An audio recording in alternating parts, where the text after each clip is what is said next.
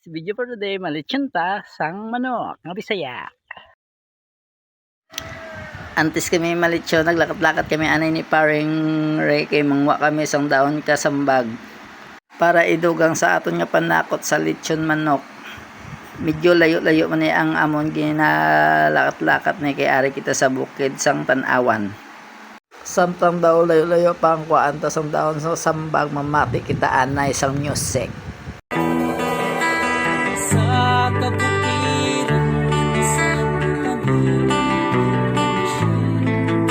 isang ako ang aking nakada sa isang kubo kami at kami ay masaya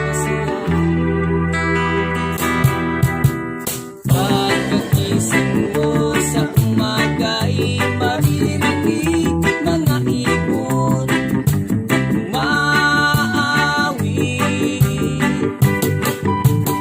Himig na inaawit nila ay kay tamis at ikaw ay maagi.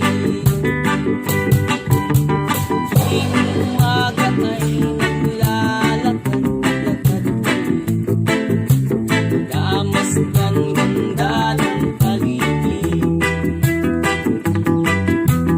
Pagsapit nitong dilim tahimik yung paligid. Gamit ko'y na sa'yo'y nakatigil. Nakakuha na kami ni paring daon sa bagyo tay lang man kay isa lang man kamanok ang aton nga litsyon nun.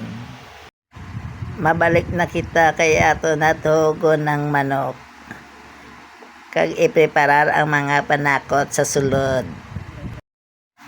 Samtang ga preparar si paring risang pabagas ang uling para sa aton nga litsyon manok. Ari naman ang aton nga manok nga Bisaya nga litsyonon. Tangina tiyog-tiyog ang aton nga litsyon manok kagahulat kita sa namaluto. Ari naman ko diyag gamamam.